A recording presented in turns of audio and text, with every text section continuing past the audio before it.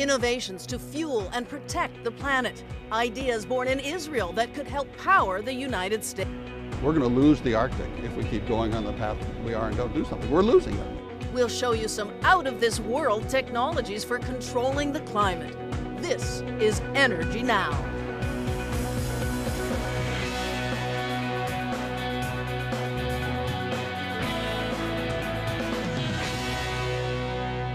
Hello everyone, I'm Thalia Ashuris. Welcome to Energy Now, a weekly look at America's energy challenges and what we're doing about them. Some of our challenges may well be met by innovations coming from one of America's most important allies, Israel, a country that for geographic and political reasons is focusing on non-fossil fuel solutions. Israel has emerged as one of the world's leading hubs for technological innovation. The Council on Foreign Relations says Israel has more startup companies per capita than China or India or all of Europe. And some of those companies are developing potentially revolutionary clean energy concepts, as Energy Now Chief Correspondent Tyler Souters shows us in our continuing look at the Israel connection. Since its founding, the state of Israel has depended almost entirely on imported energy, especially difficult given Israel's neighbors. So the country is searching for unconventional power sources and working with its closest ally, the United States, to bolster energy security. There's nothing like confronting a challenge to force you to come up with new and better solutions. American Andrea Yona is with a U.S.-Israeli governmental joint venture promoting industrial research and development. It's forced them since the very beginning to think outside of the box, to be able to come up with solutions to challenging issues. Over the last 3 years, the Foundation and the U.S. Department of Energy have given about $10 million to more than a dozen U.S.-Israeli joint clean energy projects. Projects involving solar energy, grid technology, biodiesel fuel development, projects for the energy challenges both countries face. I think both sides by themselves can't do what they can do together. You know, it's synergy. It's wonderful synergy. A synergy that could include what's just below the surface of the Red Sea off the coast of Eilat. Here, another Israeli energy innovation is beginning to take shape.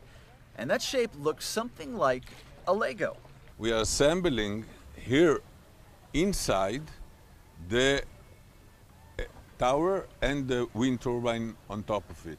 Kobi Bernhack is one of the minds behind Ocean Bricks. These are just scaled down models. The real things are giant cement blocks, hollow so they can float, big enough to support a wind turbine. Compared to the other systems, we no need to use the big cranes, the big ships, the all expensive diving. Unlike wind turbines off the coasts of Europe or China, places where the turbines are attached to the sea floor, Bernhack says ships would tow the Ocean Bricks out to sea. Wind turbines already in place. As I said, it's hollow inside. We open the valves here, controlling by computer, of course. And down it goes. And down it goes on the seabed. And down there, once you plug in the turbine's transmission cables and the wind starts blowing, they start sending emission-free electricity to the power grid. 6 pieces like this are now sitting in the Red Sea. 50 meters from here. And those 6 Ocean Bricks are playing another environmental role. To see for ourselves, our Energy Now team donned wetsuits. It's a little tight. In places I don't want to show on camera. And let ourselves sink into the Red Sea. The submerged Ocean Bricks, they can become artificial coral reefs, potentially replacing some of the natural reefs lost to environmental changes. Bernhack's company planted these bricks about 3 years ago, and the marine life in this corner of the Red Sea really seems to like the idea. Pretty cool. Wind turbines embedded on those bricks, for now they exist only in computer animation. But Bernhack has a vision, and it involves the United States. If offshore wind farms ever come to the U.S., right now we're still only in the planning stages, Bernhack says Ocean Bricks will be the most cost-effective choice.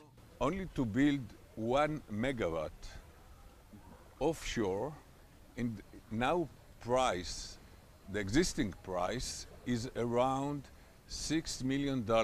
And with your set, the price we would can be? cut the price about $3.5 million. Planting ocean bricks off the North Atlantic coast would be another example of the American-Israeli clean energy partnership.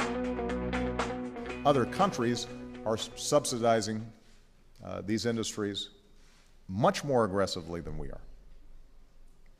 Hundreds of billions of dollars the Chinese government is pouring into the clean energy sector, partly because they're projecting what's going to happen 10 or 20 years from now.